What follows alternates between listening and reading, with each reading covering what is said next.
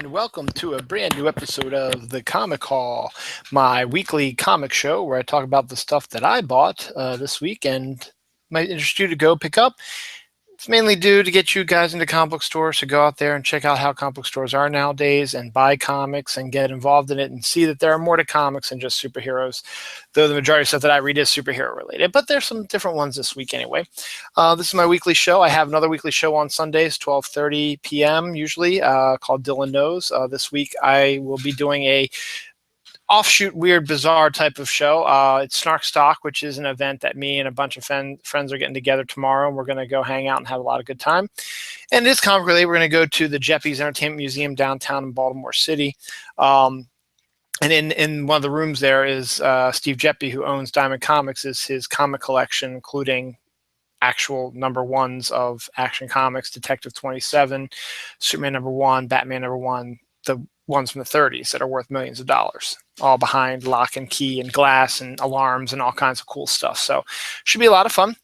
Some of the snark I've been reading on the Twitters that some of the snarkies are in town right now. So lahayim to you guys. But we're not here to talk about that. We're going to do a quick comic call because I got stuff got to do for Snark Stock. So this is in my hometown, Baltimore. This is the what do you call it? This is the haul. As always, I start with DC. Rebirth is well underway. So this week we had the first two issues of regular issues, no Rebirth issues, and a couple more Rebirth issues, and some other crazy stuff. So first up, let's see, Detective Comics. Yeah, we'll do that one first.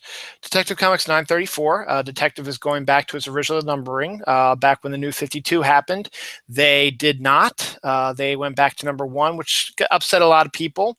But now we're going back to the original numbering, so trying to get a good view of it. But Detective Comics is going to be very interesting for the Rebirth. It's written by James Tynion IV, and it's very Bat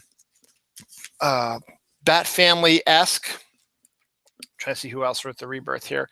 Eddie Barrows is the penciler and Iber Ferreira is the inks. And I think that's the creative team of the actual regular. Well, it is because this isn't a Rebirth. It's Detective Comics. So basically you've got Batman, you got Tim Drake Robin, you got Batwoman, you've got the other Batgirl, who I forget her name right now, and you've got spoiler. So you're going to have the, and it looks like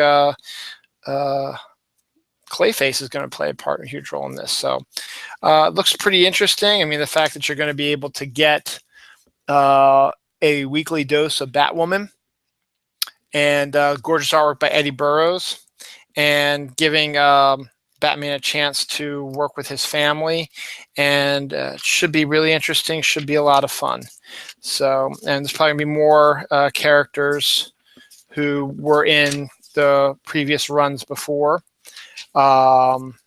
coming in as well. Like there's spoilers, first appearance, like that. So I like how Eddie Burrows' artwork is looking. So that's Detective 934. Also coming out this week and also going back to his original numbering is Action Comics. Action Comics is at 957. This one is written by Dan Jurgens, who is no stranger to Superman since he wrote him in the 1990s and killed him, with art by Patrick Zurcher. And it's going to focus a lot on Lex Luthor as a new Superman in Metropolis, but other stuff as well. So it looks pretty interesting, getting back to basics with some of the superhero stuff. So, you know, looks pretty good to me. The Superman books are the ones I'm most excited about. So I'm going to do this just real quick, and then I'll be done. Oh, no problem. I'll be done real quick. Next up, we are going into the Rebirth books. First up, we have, I hate this lighting. I need to figure out a better lighting system. Aquaman Rebirth #1, written by John Abnett. Not John Abnett, Daniel Abnett, I think. Hold on. Let me find, they put the credits in the back now. Dan Abnett with art by Scott Eaton and Oscar Jimenez, with inks by Mark Morales and Oscar Jimenez. And of course, just like with the Joker, who's always got to be in a Batman book, so does Black Manta. So we got Black Manta coming up, but you know, we've got Aquaman, we've got Mira. I think we're going to have some Aqualads in here. A lot more adventures under the sea, as it were. So pretty good. Pretty good stuff going on there. So pretty good. I don't know if I know Abnett is doing the series. I think Brad Walker's doing the art, and he's the one who did the cover for Rebirth, doing the regular series, which the first issue will probably be out in 2 weeks. Next up is one I'm really looking forward to, is Wonder Woman Rebirth #1, because it brings Greg Rucka back to Wonder Woman, who did one of the greatest runs of Wonder Woman back in the, I guess, middle of the new century, I suppose it was. Just fantastic. So now we've got, this one's got Greg Rucka, writer, Matthew Clark and Sean Parsons did the penciling for the first part of the book, and Liam Sharp and Jeremy Cowell did the artwork for the second half. Now they're going to do something similar with the book. The book is coming out bi-weekly, and so one issue is going to be by Liam Sharp, and it's going to be about the present day battles of Wonder Woman, and then the second week is going to be Nicola Scott is going to be doing like a Wonder Woman Year One story. So Greg Rucka's writing everything. So we're trying, I guess, to clarify a little bit more about what Wonder Woman's standing is in the. Is it the New 52 Wonder Woman? Is it the pre-New 52 Wonder Woman? We shall see. Let's take a look at some Liam Sharp artwork, because he is going to be doing the regular artwork for the series. So looks pretty nice to me. Looking forward to it, mostly due to Greg Rucka, and I like Nicola Scott as well. So this one, Rebirth. Love this cover also. Just look at this gorgeous cover. Love it. Now, the Rebirth books had 2 covers. You had the one that was like this, where it was just the character in a heroic pose, and then one that had to do with the storyline as well, because there was a detective that had just a Batman standing by himself. So they did that. Another book I'm really looking forward to, because I've always loved The Flash, is The Flash Rebirth #1. And we know from reading the original Rebirth that The Flash, Wally West, had a huge role in The Flash, and he is now back in the DC universe. And now we're going to get a follow-up into what is going on with that. This is written by Joshua Williamson and artwork by Carmen Di Giandomenico, and I think they're the art creative team on it as well. So it should be a blast. Wally's in town, Barry is as well, and he's going to get a different costume though. That's not going to be the final costume. So he's going to get his own costume.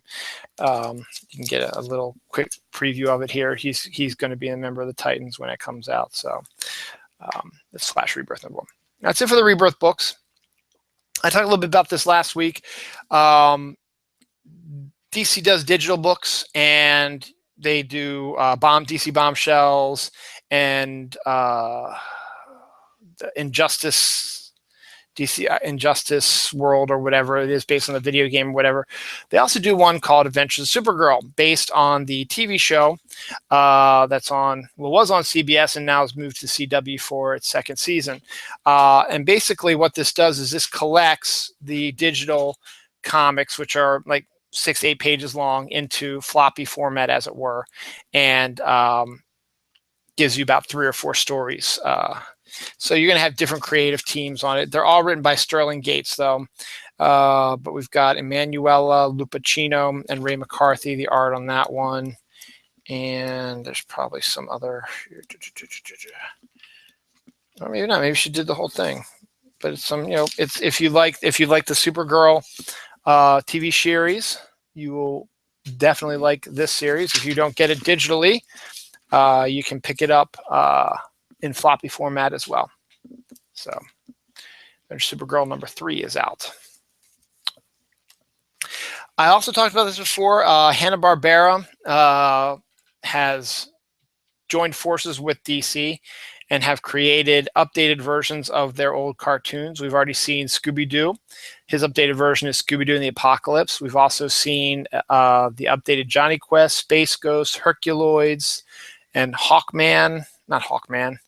I forget who he is, but he is like a Hawkman type of character in their own comics. Well, we've got the Flintstones coming up, written by Amanda Connor, and some other things. Well, we also have Wacky Raceland, which is one that what they did in the TV, in the cartoon, was they would take the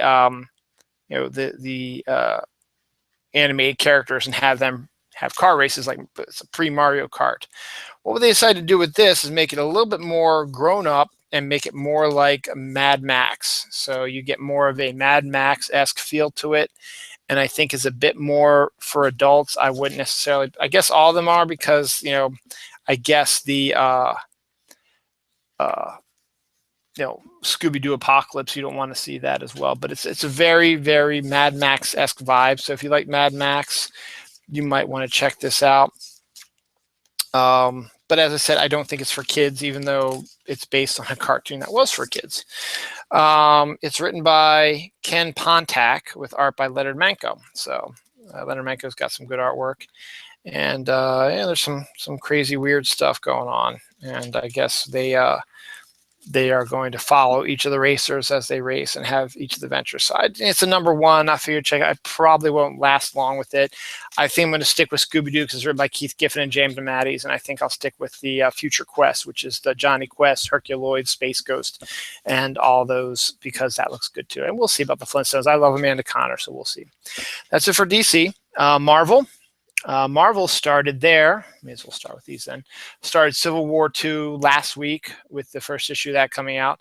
Well, now what Marvel does is they do the spinoffs. I had to get the spinoffs. As I said, I don't know how longer I'm going to stick with it, because there are a lot of spinoffs and they're going to cost a lot of money. So you might not see a lot more of these on the Comic Haul, because I need to save my money for other things. But for now, Amazing Spider-Man has always been my first comic and hero. So I've got Amazing Spider-Man Civil War II. This is Civil War II, Amazing Spider-Man #1, written by Christos Gage with art by Travel Foreman. Spider-Man was at the forefront of Civil War last time. In this case, we want to take a look and see where things are going with the modern day Spider-Man. So hooray for Spider-Man. So there we go. See how I put Winona Earp in there, because you need to be watching that show too. It's on Fridays at 10 o'clock on Sci-Fi. Not for much longer. This season's getting close to ending, but it's still worth it.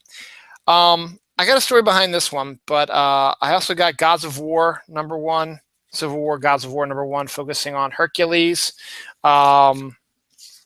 This was written by Dan Abnett, who wrote the Aquaman Rebirth, and has art by Emilio Lizo. And remember, the Totally Awesome Hulk is now Amadeus Cho, and for the longest time after the Hulk, I guess, disappeared, or was during Hulk World or Planet Hulk or whatever, Hercules took over his book, and it was the Incredible Hercules, and Amadeus Cho was his buddy. So now that he's the Hulk, they can hang out now a little bit more.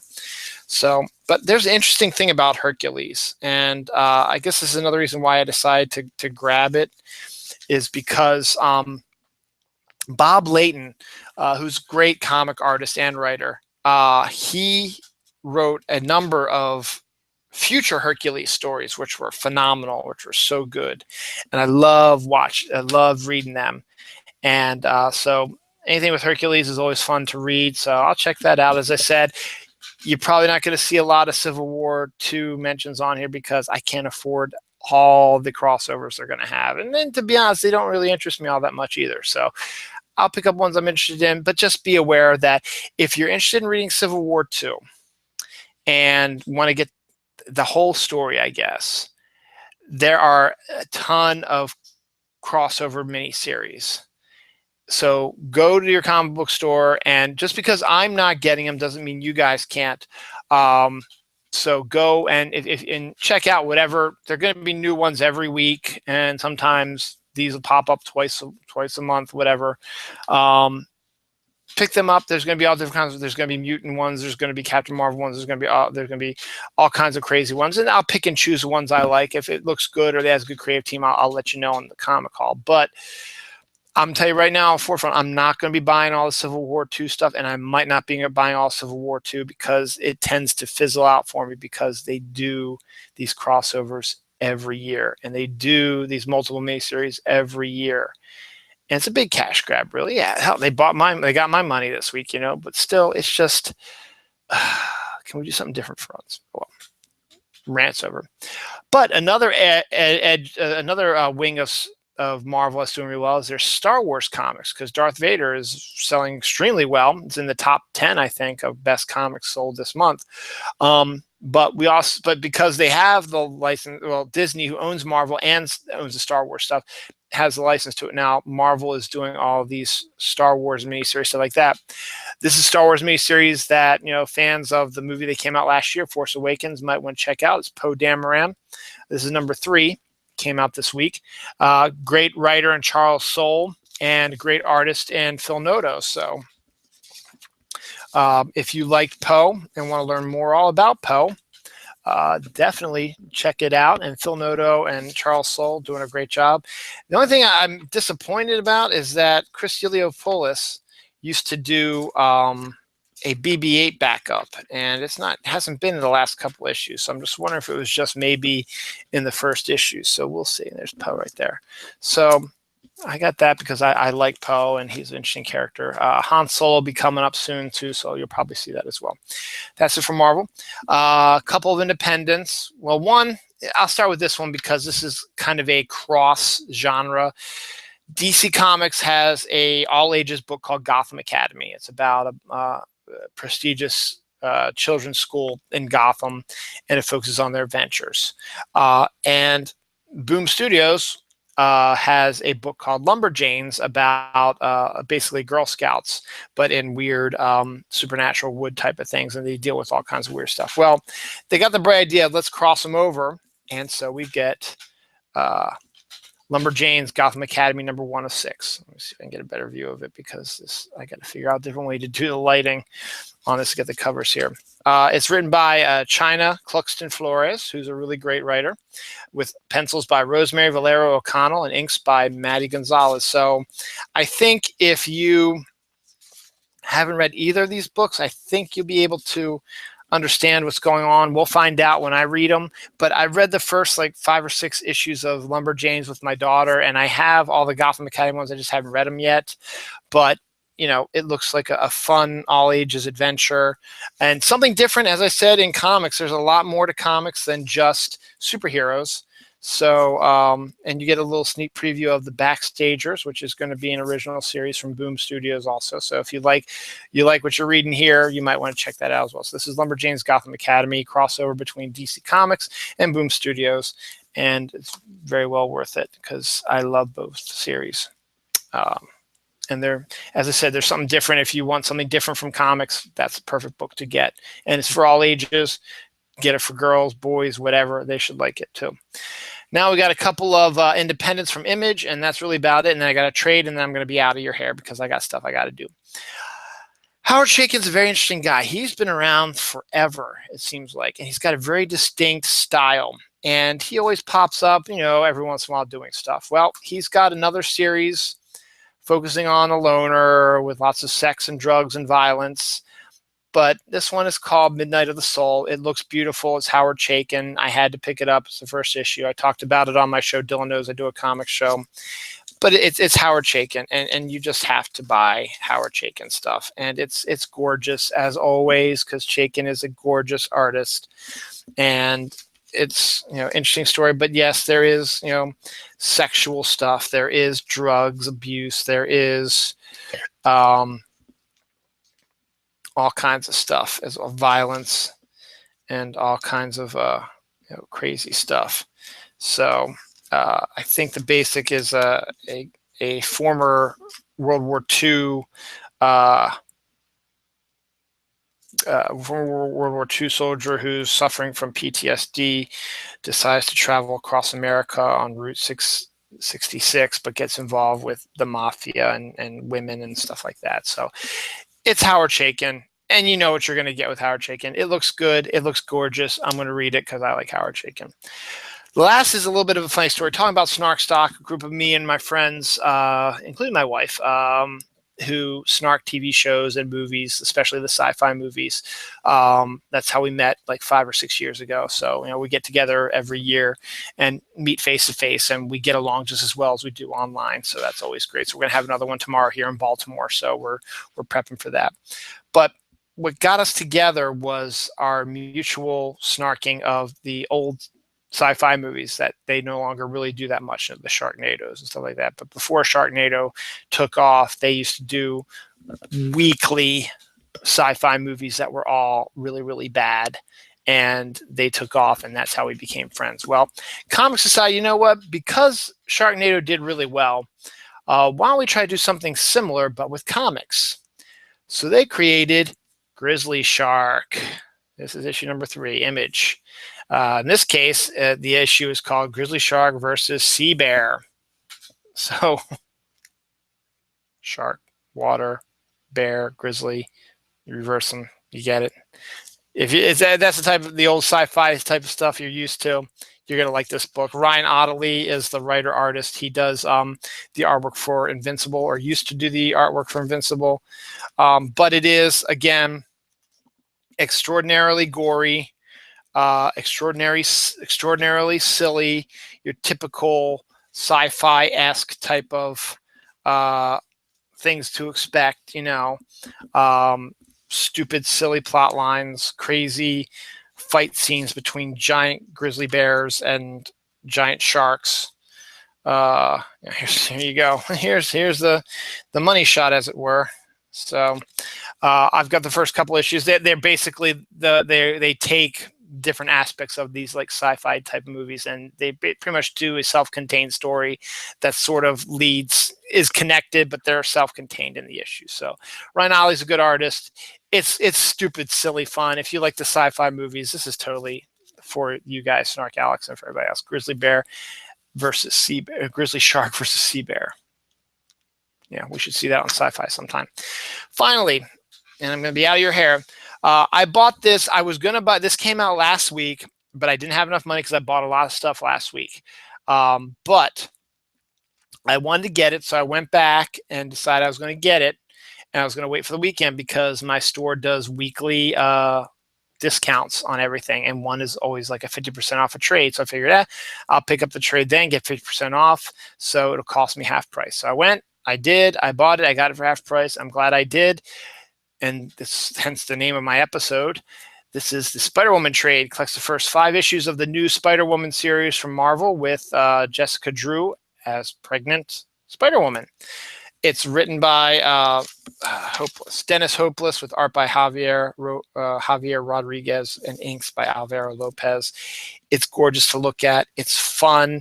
You get guest appearance by Captain Marvel, since she's best friends with Jessica Drew. You also get a little She-Hulk thing, and you get the mystery. She hasn't revealed who the father is of the child, but there's her baby. And so it's going to be interesting to see a female superhero having to take on a mom position while still trying to be a superhero. And she's got a great nanny in the old bad guy, the Porcupine. He's now her, see if I can find him. He's now her nanny. Takes care of the baby, so gives her a chance to do things she can do. But it's Jessica Drew being Jessica Drew. She is a former S.H.I.E.L.D., former Hydra agent, so she knows her stuff. And I've always loved her interactions with Peter Parker, Spider-Man. I wish they would have more. And I was looking through here, and they do have an interaction in this book, and I can't wait to read it. So I'm glad I picked this up. I'm going to see if I can pick up because I thought this went to issue 6, but it doesn't went to issues 1 through 5. So I got to find 6. Number 8 just came out last week. So I'm hoping my store will still have 7 and 8 and maybe 6. But that will get me caught up. So that's your comic haul for this week. As I said, go to your comic store. As I showed you, there are other comics out there besides superheroes, especially in the independent section. I mean, these are all superheroes basically. But then you got Lumberjanes and Gotham Academy. You've got Howard Chaykin's Road Trip and the sci-fi-esque Grizzly Shark versus Sea Bear. And then you got great storylines like Spider-Woman with pregnant superheroes. So go buy comics, have fun. I'm going to go have fun at Snark Stock tomorrow. I'll be back next week for a new episode of the Comic Haul, hopefully. As I said, I'm doing it Friday because I didn't get my comics till today. It might be Wednesday, it might be Friday, depending on when I have money, or if I have to wait a couple weeks, you might not get one of these for a couple weeks. We'll have to wait and see when the week comes. So surprise, here's a new episode, and surprise, I'm leaving. Have a good week, and buy your comics. Go now.